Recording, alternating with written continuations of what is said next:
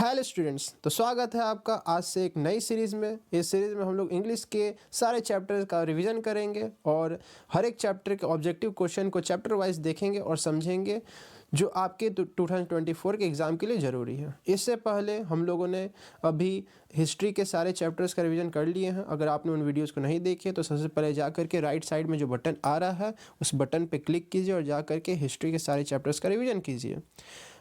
आज आते हैं हम लोग इस वीडियो पर। इस वीडियो में हम लोग सारे चैप्टर्स का रिवीजन करेंगे। चैप्टर 1 से प्रोज सेक्शन से हम लोग स्टार्ट करेंगे और देखेंगे कौन कौन से क्वेश्चन इंपॉर्टेंट है हर चैप्टर के लिए।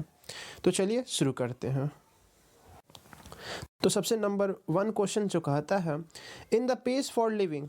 आपको याद होगा कि सबसे पहला चैप्टर जो था द पेस फॉर लिविंग ही था।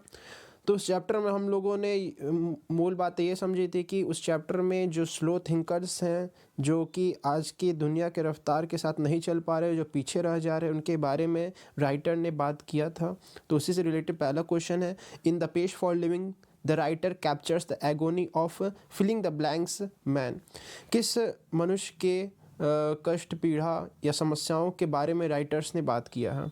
तो मॉडर्न मैन यानी आज के मनुष्यों की समस्याओं के बारे में राइटर ने the page for living chapter में बात किया है। तो इसका आंसर होगा मॉडर्न। सेकंड नंबर क्वेश्चन कहता है, the main character in the play which the author saw was. आपको याद होगा कि उसमें जो स्टोरी राइटर के द्वारा कहा गया था, उस स्टोरी में 2-3 स्टोरीज थे।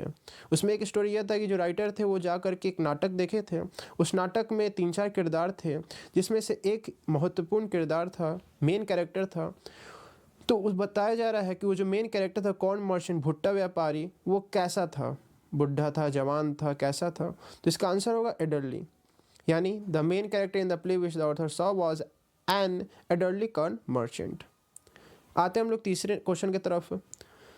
The author admits that quick travel does not give the traveller the real pleasure of travel. इसका आंसर जो फिलिंग द ब्लैंक्स जो आंसर है वो प्लेजर होगा। इसमें भी बात किया गया था स्टोरी में, स्टोरी काफ़ी चीज़ें कही गई हैं। आगे हम लोग बढ़ते हैं फोर्थ क्वेश्चन पर। हमारा फोर्थ क्वेश्चन कहता है, the writer of the page for living belongs to the tribe of. उसमें राइटर ने बताया था स्टोरी में कि हम जो है वो स्लो थिंकर्स की तरफ आते हैं। उसमें एक ये अभी एक मुहावरा दिया गया था या वाक्य कहा गया था कि अगर कोई जोक बोलता है तो वो जोक ख़त्म होने के बाद जब सब लोग हंस लेते हैं उसके बाद राइटर को हंसी आता है। तो ये स्लो थिंकर्स के प्रजाति से बिलोंग करते हैं जो अपने राइटर हैं, द पेस फॉर लिविंग। अगला क्वेश्चन है 5वां, mental activities of our time tend to follow the pace of. आज के समय में जो अपनी दिमागी क्षमता है वो उसकी रफ्तार किस चीज़ के रफ्तार से मैच करनी चाहिए या किसके रफ्तार से करना चाहिए? तो मशीन्स। इसके आंसर जो होंगे वो मशीन होगा। आपके इसमें कई सारे ऑप्शन, 4 ऑप्शन हो सकता है। उसमें कई सारे ऑप्शन हो सकते हैं, जैसे एक मशीन होगा या दूसरा कुछ और हो सकता, एरोप्लेन हो सकता है, कंप्यूटर हो सकता है, हॉर्स हो सकता है, ऐसे कुछ ऑप्शंस हो सकते हैं। तो इसमें मशीन होगा। अगला क्वेश्चन कह रहा है, the page of for living the author discusses. किसके बारे में बात की है? तो the agony of modern man. ये पहला क्वेश्चन सही जैसा सेम टू सेम है। 7 नंबर क्वेश्चन कह रहा है, people nowadays think filling the blanks than ancient times. आज के लोग पुराने समय से अधिक फास्ट थिंक कर रहे हैं, फास्ट सोचते हैं, तेज़ी से काम करते हैं, धीरे काम करते हैं या एक बराबर काम करते हैं। तो आज के ज़माने के लोग पहले ज़माने से काफ़ी तेज़ काम करते हैं। आज के ज़माने का, आज के समय में जो जीवन का रफ्तार है काफ़ी तेज़ हो गया। तो फास्टर इसका आंसर होगा, याद कर लीजिएगा। 8 नंबर क्वेश्चन कहता है, in the page for living the author saw play. जो नाटक जिसका बात हम शुरू में किए थे, वो नाटक उन्होंने किस शहर में देखा था? तो यह डबलिन में देखा था। 9 नंबर क्वेश्चन कहता है, the narrator told mister Williams not to burn leaves as it is filling the blanks for the air and ecology. अब हम लोग चैप्टर 2 में आ गए हैं। तो जो चैप्टर 2 था इक्लॉजी बिट करके था, मे एंड द इक्लॉजी बिट। तो उसमें जो कैरेक्टर था जिम, वो हर एक व्यक्ति से कुछ ना कुछ अपना उपदेश देता था, कुछ ना कुछ बोलता था करने के लिए, लेकिन वो खुद कुछ नहीं करता था। तो एक बार वो मिस्टर विलियम्स के पास पहुंचा था मिस्टर विलियम्स अपने घर के बगीचे में पीछे साइड में कुछ पत्तियां जला रहे थे। तो जब जिम पहुंचा तो बोलता है कि आप ये मत कीजिए क्योंकि यह एयर और इकोलॉजी अपने पर्यावरण के लिए बुरा होगा। तो इसका आंसर बैड होगा। 10वां क्वेश्चन पे आते हैं। Jim's mother told him that he used up filling the blanks by watching television all the time. तो क्या हुआ था कि जिम ने अपनी माँ को भी कहा था कि तुम मिक्सी वगैरह चला करके बिजली वगैरह बर्बाद कर रही हो, इससे पर्यावरण पे बुरा असर पड़ेगा। तो जिम की जो माता जी थी वो कहीं कि तुम भी तो 27 घंटे बैठ करके टीवी देखते रहते हो, उससे क्या इलेक्ट्रिसिटी की बर्बाद नहीं होगा। तो इसका आंसर फिलिंग द ब्लैंक्स का आंसर होगा इलेक्ट्रिसिटी। अगला क्वेश्चन है इसी चैप्टर से, चैप्टर 2 से। How many blocks away was the post office from mister Johnson's house in the essay me and the ecology bit. तो इसका आंसर होगा 2 ब्लॉक्स। मिस्टर जॉनसन जा रहे थे पोस्ट ऑफिस में कुछ अपना चिट्ठी डालने के लिए, तो उसी का यह जिक्र किया गया। तो जो पोस्ट ऑफिस था वो 2 ब्लॉक्स यानी 2 गली आगे था। तो इसका आंसर 2 ब्लॉक्स होगा। What was the favourite food of Gillu. ये हम लोग 3rd चैप्टर में आ गए हैं गीलू चैप्टर से। तो गीलू का फेवरेट फूड, जो गीलू एक गिलहरी का नाम था उस चैप्टर में, तो उसका फेवरेट फूड काजू है। याद रखिए, इंपॉर्टेंट क्वेश्चन है। उस गीलू से ही संबंधित अगला क्वेश्चन है कि गीलू जो गिलहरी थी उसकी आंखें कैसी थी, उसकी आंखें का कलर कैसा था। तो ब्लू कलर था। अगला क्वेश्चन है। Gillu always wanted to catch Mahadevi Varma's filling the blanks.